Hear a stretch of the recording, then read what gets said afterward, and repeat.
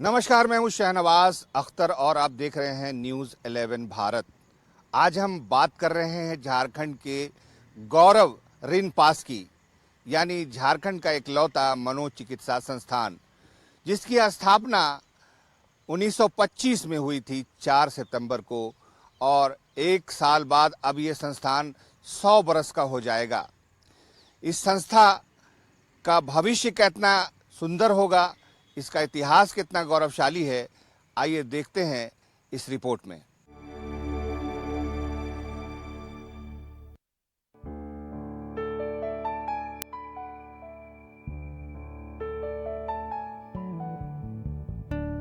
झारखंड का गौरव रिनपास 99वां स्थापना दिवस मना रहा है।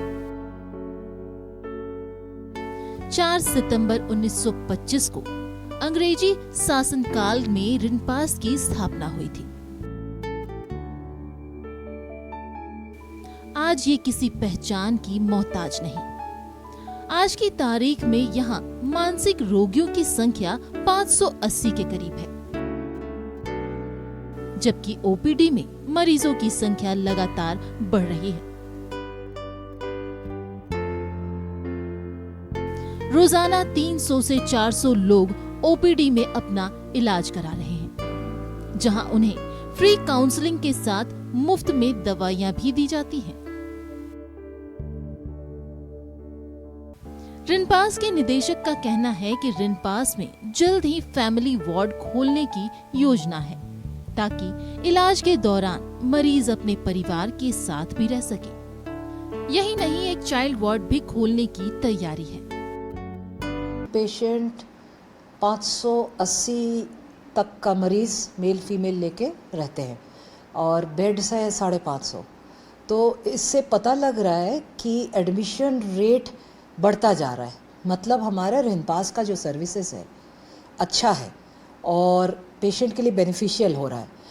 प्लस हम लोग जो फ्री दवा दे रहे हैं, ऑनलाइन काउंसलिंग करते हैं, 24/7 सुसाइड प्रिवेंशन है, या आपका जैसे कोई मेडिसिनल कोई भी इनको किसी तरह का ये चाहिए, आपका सजेशंस चाहिए, तो ऑनलाइन यहाँ कंसल्टेंट्स अवेलेबल है। तो अब है कि आगे हम लोग जैसे रिनपास को झारखंड स्टेट का सबसे बड़ा और संपूर्ण मेंटल हेल्थ इंस्टीट्यूट बनाने का इरादा रखते हैं, जहाँ क्लास 1 ट्रीटमेंट फैसिलिटी मिले, खाना, कपड़ा, एंटरटेनमेंट मरीजों का जो अंदर है उनका वो और बेहतर करेंगे। प्लस जो अभी जैसे बच्चों के लिए झारखंड का कोई मेंटल हॉस्पिटल नहीं है जहाँ बच्चों को एडमिट कर सकते हैं, क्योंकि बच्चों को हम लोग एडल्ट्स के साथ नहीं एडमिट कर सकते हैं। तो अभी बच्चा वार्ड बन ही रही है, उसकी बिल्डिंग बन ही रही है, तो इसको बहुत जल्दी हम लोग शुरू करेंगे। 99 साल का रिनपास हो गया है। 2025 में स्थापना दिवस का स्वर्ण जयंती समारोह मनाया जाएगा। ऐसे में संस्थान को और बेहतर बनाने की कोशिश है। अस्पताल में सुविधाएं बढ़ाने के साथ ही मानसिक रोगियों को अत्याधुनिक सुविधाएं मुहैया कराने पर जोर दिया जा रहा है। वो हम अगले 1 साल में और इम्प्रूव्ड सर्विसेज देने का ये मेरे दिमाग में है। देखिए, सेलिब्रेशन हुआ, हम लोग वर्कशॉप कर लिए, गेस्ट बुला लिए, लोग एंजॉय कर लिए, लेकिन सेंटेनरी का एक्चुअल मीनिंग हुआ कि और बेहतर सर्विसेज हम पेशेंट्स को क्या दे रहे हैं, तो उसमें हम ज़्यादा ध्यान दे रहे हैं। अभी और इम्प्रूवमेंट करेंगे, जैसे रिहैबिलिटेशन में अब हम लोग इम्प्रूवमेंट करना चाह रहे हैं। इसमें क्या है कि जो पेशेंट्स हैं उनको अलग अलग किस्म के काम सिखाएंगे अंदर में, और उनका जो प्रोडक्ट्स बनेगा उनको हम लोग बाहर टैग करके शोकेस करके इनकम करवाएंगे उनका। तो इससे क्या होगा कि एक तो पेशेंट को जो फ़ायदा है वो तो है मॉनेटरी बेनिफिट, प्लस उनका सेटिस्फैक्शन कि हमारा बनाया हुआ चीज़ बिक रहा है बाहर। तीसरी बात है, इससे स्टिग्मा कम हो जाएगा मेंटल हॉस्पिटल का, और ये कहेंगे कि देखिए मेंटल पेशेंट भी नॉर्मल ही है, बस उनको दवाई साथ में खाते रहना है, और आम आदमी की तरह वो भी इस तरह क्रिएटिव होते हैं। पिछले 9 दशक से रिनपास सेवा दे रहा है, जिससे लाखों लोगों की जिंदगी संवरी है। रिनपास में न सिर्फ मानसिक रोगी का इलाज किया जाता है, बल्कि उनके साथ मानवीय और आत्मीय व्यवहार किया जाता है, ताकि मरीज जल्द स्वस्थ होकर घर लौट सके। लेकिन जिंदगी में बढ़ते तनाव और परिवार से दूरी के कारण मानसिक रोगियों की संख्या बढ़ती जा रही है। ऐसे में अब रिनपास में बुजुर्गों के लिए भी अलग वार्ड खोलने का प्रस्ताव है। मनोरोग विभाग एक रहेगा, जिसमें कि हम लोग बच्चों को प्रॉपर गाइडेंस, काउंसलिंग, समय समय पर कुछ न कुछ सेमिनार, ये एक तो ये एस्पेक्ट है कि हम लोग शुरू करेंगे बच्चों के लिए, जिसमें स्कूल के शिक्षक और गार्जियंस को भी इन्वॉल्व किया जाएगा। एक पार्ट ये हो गया। दूसरा, हम लोग ये भी सीरियसली सोच रहे हैं कि अब जीरियाट्रिक मेंटल हेल्थ एक बहुत महत्वपूर्ण एरिया होगा, जहाँ पे बुजुर्ग लोगों की मानसिक स्वास्थ्य सेवाओं को बढ़ाने की आवश्यकता है। अगले 20 साल में करीब करीब जो पॉपुलेशन है हमारा, 30% लोग वहाँ पर पहुँच जाएंगे। तो आखिर उनकी मानसिक स्थितियाँ बदल रही हैं, बदलाव हो रहा है। आजकल जॉइंट फैमिली से हट करके एक आध देख रहे होंगे कि सब लोग अब अलग अलग रहना शुरू कर दिए हैं। बच्चे कहीं पे सेटल हो जाते हैं तो माँ बाप अकेले रह जाते हैं। तो एक वो स्थिति आ रही जिसमें कि मानसिक स्वास्थ्य से संबंधित परेशानियां बढ़ रही हैं। डिमेंशिया, अल्जाइमर्स तो कॉमन था, पहले भी था, लेकिन अब ये बढ़ने की उम्मीद है और बढ़ रहा है। इसलिए हम लोग चाहते हैं कि इनके लिए भी एक डेडिकेटेड सेंटर बनाया जाए, जहाँ पे हमारे जो बुजुर्ग लोग हैं उनके मानसिक स्वास्थ्य सेवाओं की आवश्यकताओं को हम लोग समझ सकें, उनको मदद कर सकें, और एक सेंटर ऑफ वेलबींग के रूप में हम लोग डेवलप करें, जहाँ पे वो लोग, परिवार के लोग नहीं भी हैं तो एक्सटेंडेड फैमिलीज होती हैं, दूसरे लोग आते हैं, मिलते हैं, बातचीत करते हैं, है ना, तो उनके मानसिक स्वास्थ्य में बदलाव आएगा। रिनपास में न सिर्फ मानसिक रोगियों का इलाज किया जाता है, बल्कि इलाज के दौरान उन्हें हुनरमंद भी बनाया जाता है, ताकि जब वे स्वस्थ होकर घर लौटे तो अपने हुनर की बदौलत खुद को समाज में स्थापित कर सकें और रोजगार का साधन भी मिल सके।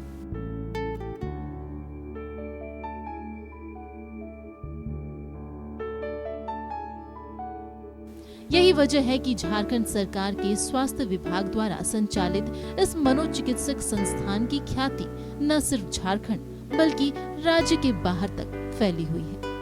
न्यूज़ 11 भारत के लिए रांची से कैमरामैन हेमंत के साथ शहनवाज अख्तर की रिपोर्ट।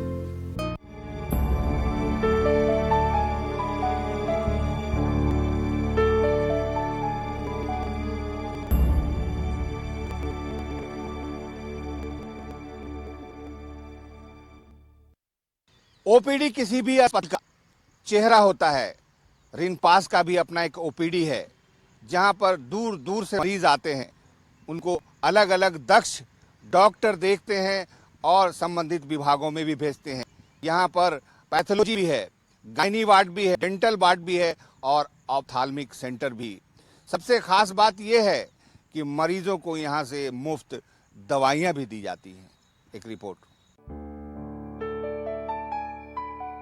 पिछले 99 सालों से रिनपास लोगों का भरोसा जीतने में सफल रहा है। यही वजह है कि रिनपास के ओपीडी में हर दिन 300 से 400 मरीज आते हैं। ओपीडी में मरीजों के इलाज और परामर्श देने की पूरी व्यवस्था है। अलग अलग कमरों में अलग अलग डिपार्टमेंट के विशेषज्ञ बैठते हैं।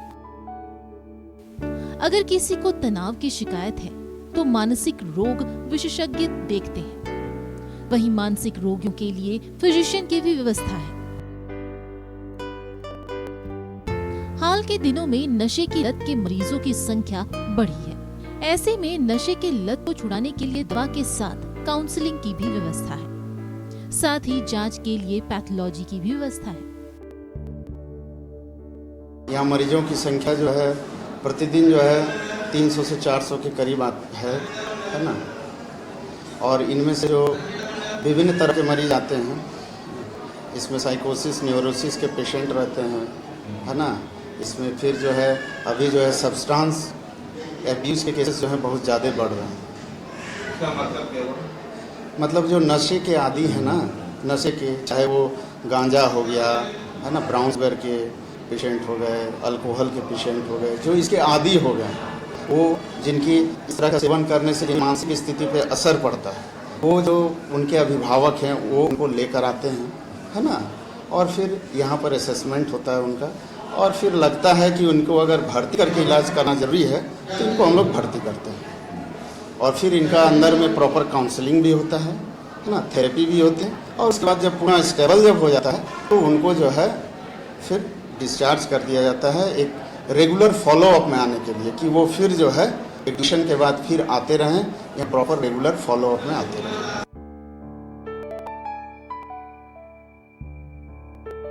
हाल के दिनों में बच्चों में तनाव बढ़ा है। इसका सबसे बड़ा कारण माता पिता की अपेक्षा के अनुरूप बच्चे का प्रदर्शन नहीं करना होता है। दूसरा सबसे बड़ा कारण सोशल मीडिया है, जो बच्चों की मानसिक स्थिति पर बुरा प्रभाव डाल रहा है।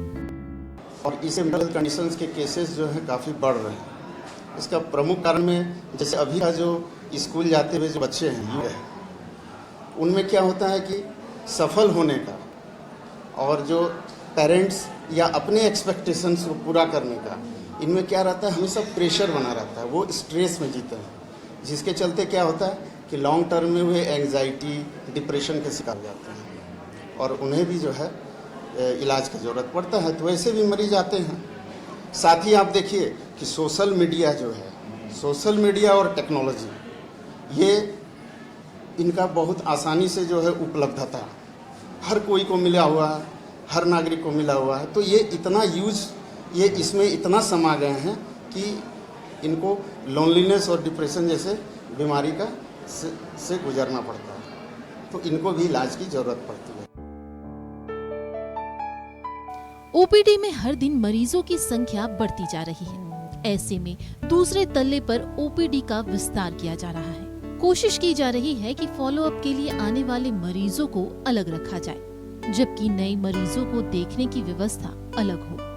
वहीं दूर दराज से आने वाले ज्यादातर मरीज गरीब तबके के होते हैं। ऐसे में परामर्श के साथ उन्हें मुफ्त में दवा भी दी जाती है। यही वजह है कि यहाँ से ठीक होकर जाने वाले मरीज ब्रांड एम्बेसडर की तरह काम करते हैं।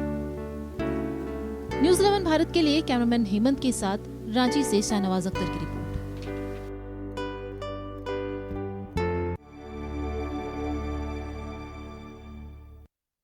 नशे की लत झारखंड में इस वक्त भारी पड़ रही है। समाज के सभी वर्गों के लोगों में, उनको बच्चों में ड्रग एडिक्शन की शिकायत आ रही है, जिसको डील करने के लिए, जिसका इलाज करने के लिए रिनपास ने 50 बेड का अलग से ड्रग डी एडिक्शन सेंटर खोला है। इस सेंटर में बच्चों को लाकर रखा जाता है, उनका प्रॉपर इलाज कर उनकी तरह तरह से काउंसलिंग की जाती है और ज़्यादातर बच्चे नशे की लत को छोड़कर वापस सोसाइटी में जाकर स्वस्थ जिंदगी गुजारते हैं। एक रिपोर्ट। समाज में बढ़ते नशे की लत ने युवाओं का भविष्य बर्बाद कर दिया है। शराब के साथ ड्रग्स एडिक्ट की संख्या में तेजी से इजाफा हुआ है, जिसे देखते हुए रिनपास में ड्रग्स डी एडिक्शन सेंटर खोला गया है, जिसमें 50 बेड हैं, जिसमें नशे की लत के शिकार लोगों का इलाज किया जाता है। अब तक ड्रग्स डी एडिक्शन सेंटर में जितने भी मरीजों को भर्ती कराया गया है, वे सभी स्वस्थ होकर वापस घर लौटे हैं। सिर्फ 50 बेड्स ही नहीं, हमारे यहाँ आपका जितना भी सब्सटेंस यूज डिसऑर्डर का है, वो कोई ना कोई मेंटल डिसऑर्डर के साथ आता है। तो जैसे स्किज़ोफ्रेनिया है, उसके साथ कैनाबिस डिपेंडेंस है। बाइपोलर अफेक्टिव डिसऑर्डर, उसके साथ अल्कोहल या पॉली सब्सटेंस यूज है। तो पॉली सब्सटेंस का मतलब है कि अल्कोहल भी ले रहा है, साथ में बेंजोडाइजेपिन जैसे डाइजेपाम ग्रुप का ले रहा है, आपका ब्राउन शुगर ले रहा है, आपका अफीम, चरस, गांजा ये सब ले रहा है। तो इस तरह का जितना भी है, आजकल लोग कॉम्बिनेशन में ड्रग्स लेते हैं। तो ये सब का ट्रीटमेंट जो होता है, ये यहाँ उसके साथ एसोसिएटेड मेंटल प्रॉब्लम्स रहता है। तो इसलिए ऐसे ऐसे मरीज यहाँ भर्ती होते, ना कि सिर्फ डी एडिक्शन सेंटर में, प्लस अलग अलग वार्ड्स में भी वैसे मरीज हैं। ठीक है, तो एक डी एडिक्शन के लिए हम लोग को और पूरे स्तर में करना है कि एक और अलग से हॉस्पिटल के बाहर में एक वार्ड बने बड़ा सा, और वहाँ जो कि जैसे मेंटल हॉस्पिटल के अंदर बहुत लोग आने से कतराते हैं ट्रीटमेंट के लिए, जिनको डी एडिक्शन प्रॉब्लम है, एडिक्शन का प्रॉब्लम है, तो ऐसे लोगों के लिए वैसा प्लेसमेंट डी एडिक्शन सेंटर का बहुत अच्छा रहेगा। तो हमने सुझाव दिया है हमारे सीनियर्स को गवर्नमेंट में, झारखंड गवर्नमेंट में, और उनको ये पसंद आया। प्रिंसिपल सेक्रेटरी सर ने कहा है कि हम इसको करेंगे, तो वो बहुत बड़ा स्टेप होगा। तो उससे क्या होगा कि मेंटल हॉस्पिटल के बाहर हम सर्विसेज दे पाएंगे। रिनपास के ड्रग डी एडिक्शन सेंटर में मरीज के खान पान के साथ मनोरंजन का पूरा ख्याल रखा जाता है। घर वालों से मुलाकात की भी सुविधा है। ऐसे में अपनों को ड्रग डी एडिक्शन सेंटर में भर्ती कराने वाले अभिभावक इलाज समेत तमाम सुविधाओं से पूरी तरह से संतुष्ट नजर आते हैं। और मेरा लड़का 1 महीना पहले नशा करना शुरू कर दिया था, क्योंकि यहाँ के बारे में पता चला कि नशा मुक्त है, अच्छा है। एक मेरा दोस्त रहता था यहीं पे रांची में, अभी भी ड्यूटी पे, तो वही बताया, हम लेकर के आए तो एडमिट किए, तो अभी माशाल्लाह बढ़िया है। रिनपास प्रबंधन दिन रात मानसिक रोगियों की सेवा में तत्पर है। अस्पताल में भर्ती मरीजों के लिए सैकड़ों की संख्या में कर्मचारी, नर्स और वार्ड बॉय तैनात रहते हैं। न्यूज़ 11 भारत के लिए रांची से कैमरामैन हेमंत के साथ शाहनवाज अख्तर की रिपोर्ट।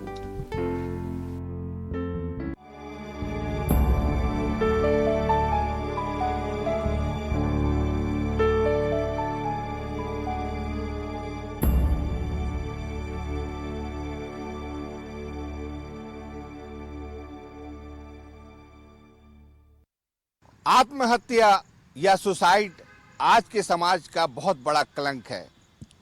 बहुत तकलीफ होती है जब कोई युवा जिंदगी से हारकर सुसाइड कर लेता है, लेकिन सुसाइड करने से पहले वो कुछ पनाह ढूंढता है, किसी ऐसे काउंसलर की तलाश उसको रहती है।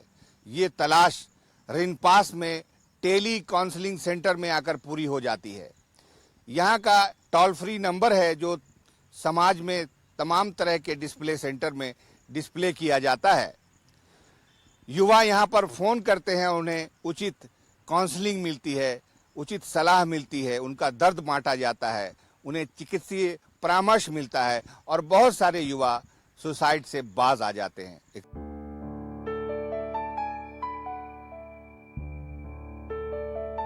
झारखंड में आत्महत्या की प्रवृत्ति बढ़ गई है। खासकर कोविड के बाद इसमें इजाफा हुआ है। इसमें मोबाइल का भी बड़ा हाथ है। ज्यादा देर तक मोबाइल के इस्तेमाल से युवाओं में चिड़चिड़ापन आ रहा है, जिसे देखते हुए रिनपास प्रबंधन ने टेली काउंसलिंग सेंटर खोला है, जहां तनावग्रस्त युवाओं को फोन पर सलाह दी जाती है। यही नहीं, जरूरत पड़ने पर उन्हें अस्पताल भी बुलाया जाता है।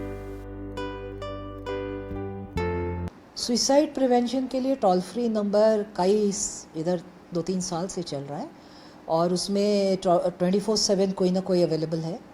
तो उससे क्या है, कोई भी व्यक्ति, बच्चा, कोई भी अगर किसी को उस तरह की मन में ख्याल आता है कि हम मर जाए, जी के क्या करें, तो ये इंस्टेंट एक तुरंत वो क्राइसिस को हम लोग बातचीत के माध्यम से उस क्राइसिस को तोड़ते हैं। प्लस उसमें कहते हैं कि आपके अगल बगल कोई है, अडल्ट या कोई गार्जियन है, तो बात कराइए, और आगे सुझाव दे देते हैं कि आप आइए सुबह जल्दी, अगर जितना जल्दी, अगर दिन में करते तो बोले अभी तुरंत आइए। करीब 1 साल पहले टेली काउंसलिंग सेंटर की शुरुआत हुई है, जहां रोजाना 40 से 50 कॉल आते हैं। इनमें से ज्यादातर कॉल जिंदगी से मोह छोड़ चुके लोगों के होते हैं। टेली काउंसलिंग सेंटर में कॉल करने वालों को पूरी सहायता दी जाती है। रिसर्च स्कॉलर से बात करने के बाद अगर जरूरत होती है तो उनका कॉल विशेषज्ञों को ट्रांसफर किया जाता है। यानी रिनपास की कोशिश काउंसलिंग के जरिए आत्महत्या को रोकने की है। धांजी बॉय new academic and research centre है, वहाँ पे आपका एक सेंटर है वहाँ पे आपका सुसाइड प्रिवेंशन वहाँ सेंटर्स है, प्लस टेली मेडिसिन वाला जो सेंटर है वहाँ टेली साइकेट्री के लिए, तो वहाँ से सब चीज़ का संचालन होता है। और अदरवाइज़ मान लीजिए वहाँ जो बैठे हुए हैं जो डील करते हैं उनसे अगर संतुष्ट नहीं है क्लाइंट जो पेशेंट है, तो हम लोग उस कॉल को किसी भी कंसल्टेंट से जो वो चाहते हैं मरीज़, तो उनसे भी कांटेक्ट कराते हैं। मान लीजिए आज हम अभी डायरेक्टर ऑफिस में बैठे हैं, कोई मरीज ऐसा है जो हमसे डायरेक्ट बात करना चाहता है, तो वहाँ से यहाँ मेरे फ़ोन पे फिर वो डायरेक्ट आके हम डायरेक्ट बात कर सकते हैं। तो ये फिजिबिलिटी अभी हो गई है कि ऑफिस में कहीं भी कोई भी कंसल्टेंट रहे, चाहे वो साइकेट्री का हो, आपका साइकोलॉजी का हो या सोशल वर्क का हो, तो इनको एक्सेसिबल हम लोग करा रहे हैं ताकि रेडीमेड उनको प्रॉब्लम्स का सोल्यूशन मिल सके। कोविड के बाद से अगर देखा जाए तो जो मरीज जो भी मतलब कॉल करते हैं ज़्यादातर बताते हैं, खास करके कंपटीशन आजकल का जो माहौल है बहुत कॉम्पिटिटिव हो गया है। तो अगर एडोलेसेंट अगर कॉल कर रहे हैं, जो 12 से लेकर के मान लीजिए 19 साल के बच्चे तो जो कॉल करते हैं, तो वो यही बताते हैं कि या तो वो पढ़ाई में जितना कोशिश कर रहे हैं वो टैकल नहीं कर पा रहे हैं, तो जिसकी वजह से कई बार उनको ऐसा लगता है कि अब जीवन उनका व्यर्थ हो गया है, तो सुसाइड के ख्याल आने लगते हैं। तो वैसे उस चीज़ से किस तरह से लड़ें या किस तरह से उससे उभर पाएँ, तो उसके लिए कॉल करते हैं। और बहुत बार कॉल इस चीज़ के लिए भी करते हैं कि जैसे मान लिया जाए घबराहट वगैरह हो रही है, तो ये सब चीज़ के लिए भी कॉल वगैरह आते हैं।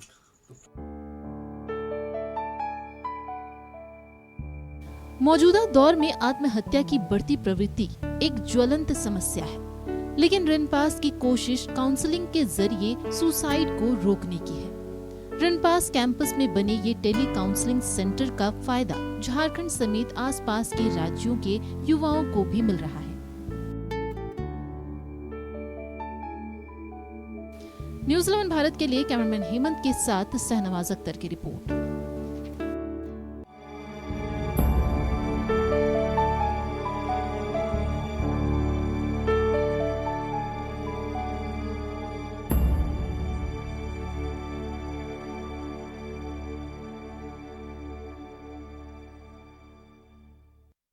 रिनपास में मरीजों के इलाज के साथ साथ उनके रिहैबिलिटेशन पर खास ध्यान दिया जाता है। महिला और पुरुष दोनों सेंटर्स में रिहैबिलिटेशन सेंटर्स हैं, जहां पर सिलाई कताई से लेकर बढ़ाईगिरी और बेकरी का भी काम उनको सिखाया जाता है। और बहुत सारे मरीज ठीक होकर जब घर जाने लगते हैं तो बहुत सारे रोजगार में दक्ष हो जाते हैं। इतना ही नहीं, उनको कुछ पैसे भी दिए जाते हैं मजदूरी के तौर पर, जो आगे चल के उनके काम आते हैं। एक रिपोर्ट।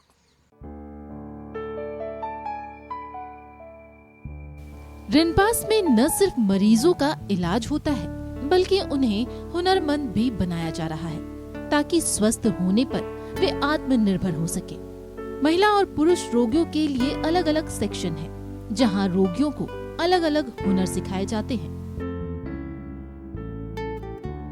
महिला मरीजों को स्वेटर बुनने के साथ सिलाई सिखाई जाती है। ऐसे रोगियों का कौशल विकास किया जाता है जो इलाज से स्टेबल हो चुके होते हैं, ताकि वे घर वापस जाएं, उनका पुनर्वास हो सके और अपनी जीविका अच्छे से चला सके। जैसे फीमेल सेक्शन में यहाँ पे हम लोगों ने टेलरिंग सिखलाते हैं इनको। टेलरिंग है, निटिंग है, एम्ब्रॉयडरीज है, बास्केट मेकिंग है, बैग बनाती हैं, क्रोशिया का काम करती हैं, शॉल्स बन रहा है, इवन बड़ी पापड़ और चिप्स है, ये सब भी बना रही हैं हमारी मरीज़ जो हैं। और इसमें उनको बहुत इंटरेस्ट लगता है और रिकवर होने लगती हैं, और उनका रिलैप्स होने का जो चांसेस है वो बहुत कम हो जाता है। साथ ही जब ये यहाँ आती हैं तो इनको काम करने का प्रवृत्ति भी जो है ना, उसको बढ़ावा देने के लिए भी हम लोग इसको प्रोत्साहित करते हैं मरीजों को। तो ये उनको हम लोग टोकन मनी भी कुछ मिलता है यहाँ आने से। इनका अकाउंट्स है, बैंक में इनके नाम के अकाउंट्स भी खुल जाते हैं। तो जैसे अगर स्किल्ड हैं तो उनको एक स्किल्ड, अनस्किल्ड, सेमी स्किल्ड यहाँ खाली आके बैठेंगे तो उसके लिए भी कुछ सबके लिए टोकन मनी भी स्पेसिफाइड है जो पेशेंट को मिलता है। और जब वो डिस्चार्ज होने लगती हैं तो वो अपना बैंक अकाउंट से पैसा या तो घर ले जाती हैं या निकाल सकती हैं। अस्पताल प्रशासन का मकसद मरीजों के इलाज के साथ साथ उन्हें आत्मनिर्भर करना है। महिला मरीज जहां सिलाई बुनाई सीख रही हैं, वहीं पुरुष रोगियों को बागवानी के साथ फर्नीचर बनाने का गुर सिखाया जाता है। साथ ही बेकरी प्रोडक्ट्स बनाने की भी ट्रेनिंग दी जाती है। यही नहीं, इनके बनाए सामानों का इस्तेमाल भी अस्पताल में होता है। जैसे हम लोग के पेशेंट का ड्रेस जो है, इनको बराबर यूज़ में आना है, ज़रूरत है, तो इसकी स्टिचिंग हुई, तैयारी करना पेशेंट भी सीख रहा है, हमारे इंस्ट्रक्टर सिखा भी रहे हैं और तैयार भी कर रहे हैं। तो ये हमारे यहाँ इंस्टीट्यूट मरीज को पहनने के लिए। और दूसरी चीज़ है कि जो हमारे यहाँ बेड वगैरह टूट जाता है, बेंच वगैरह टूट जाता है, ये सब चीज़ उसका रिपेयरिंग, वेल्डिंग, ये हमारी लॉ शाखा में किया जा रहा है। जो गमले हमारे यहाँ प्लांट्स के लिए हैं, वो भी अपने यहाँ हम लोग बना रहे हैं, तो वो भी अपने संस्थान में बाहर के लोग भी लेके जा रहे हैं, जो काफ़ी यूज़फुल है। उसी तरह आगे में बुनाई शाखा है, जहाँ पर शॉल हुआ, दरी हुई, टॉवेल हुई, बेडशीट हुई, ये सब तैयार करें, जो अपने संस्थान में भी यूज़ हो रहा है, बाहर के लोग भी ले जाना चाहते हैं। हाँ, और उसका बेकरी, जो डेली ब्रेकफास्ट में हम लोग ब्रेड वगैरह इनको दे रहे हैं, ब्रेड हुआ, केक हुआ, बिस्किट्स है, ये सब हमारा मैनुअल है बेकरी, माने पुराने उसमें ये उसमें चल रहा है, जो कि डेली हम लोग यूज़ की चीज़ बना रहे हैं। उसके बाद हम लोग का आता है प्रेस शाखा, स्टेशनरी आइटम, फाइल हुआ, इन्वलप हुआ, ये सब जो चीज़ें हैं वो सब चीज़ हमने स्टेशनरी में है। कारपेंट्री में जो लोहे के और ये आपके लकड़ी के फर्नीचर हुए, बेंच हुआ, चेयर वगैरह है, जो टूट जाते हैं उनकी रिपेयरिंग होती है, नई चीज़ भी बनाई जाती है। ये सारे यूनिट्स जो है हम लोग बड़े अच्छे से चला रहे हैं। दूसरी चीज़ है कि बहुत से पेशेंट ऐसे हैं जो फार्मिंग बैकग्राउंड वाले हैं, तो उनको हम लोग अपना गार्डन, आप देखिएगा कितने अच्छे से वो देख रेख कर रहे हैं, तो एक गार्डनिंग में भी वो लोग भी काम कर रहे हैं। एक कंप्यूटर सेक्शन है, जो पेशेंट को थोड़ी बहुत जो मैनेजेबल हैं, कोऑपरेटिव हैं, समझदार हैं, उनको कंप्यूटर की जानकारी भी हम लोग दे रहे हैं, जिसका कंप्यूटर यूनिट में व्यवस्था की गई है। रिनपास में मरीजों के दिनचर्या की शुरुआत प्रार्थना के साथ होती है, जिसके बाद साफ सफाई और नहाने के बाद नाश्ता और दवा दी जाती है। फिर उन्हें रिहैबिलिटेशन सेंटर लाया जाता है, जहां मेंटर की निगरानी में मरीजों की रुचि के अनुसार उनका कौशल विकास किया जाता है। यही नहीं, अस्पताल में मरीजों के मनोरंजन की भी व्यवस्था है। टीवी है, और जो लूडो खेलना जानता है वो लूडो खेलता है, चेस भी है, कैरम बोर्ड भी है। मतलब अपना बीच में खाना खाने के बाद जिसको एंजॉय करना है वो एंजॉय करता है, जिसको टीवी देखना है देखता है, और बाकी लोग रेस्ट करता है। रिहैबिलिटेशन सेंटर का मकसद मरीजों को हमेशा बिजी रखना है, ताकि उनके स्वास्थ्य लाभ की रफ्तार बढ़ जाए। यही वजह है कि मरीजों को जो काम पसंद है उसी की ट्रेनिंग दी जाती है। इसके साथ ही कंप्यूटर की शिक्षा भी दी जाती है। न्यूज़ 11 भारत के लिए कैमरामैन हेमंत के साथ रांची से शाहनवाज अख्तर की रिपोर्ट।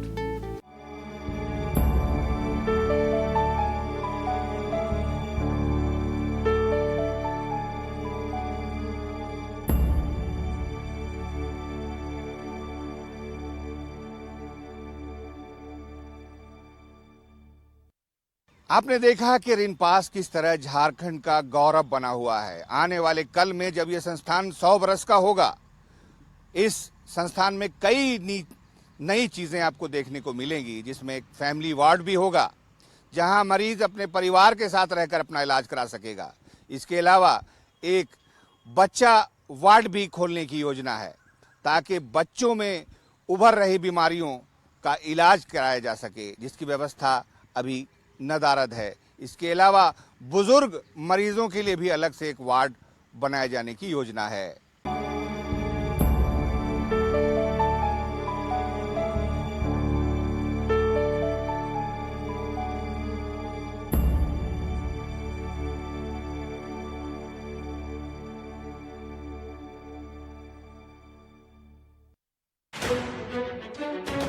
खबरें आपकी सरकार की, खबरें सत्ता के तकरार की, खबरें आपके अधिकार की, खबरें जुर्म और भ्रष्टाचार की, खबरें प्यार और संस्कार की। हर पल आपके साथ न्यूज़ 11 भारत। सच है तो दिखेगा। आपके प्यार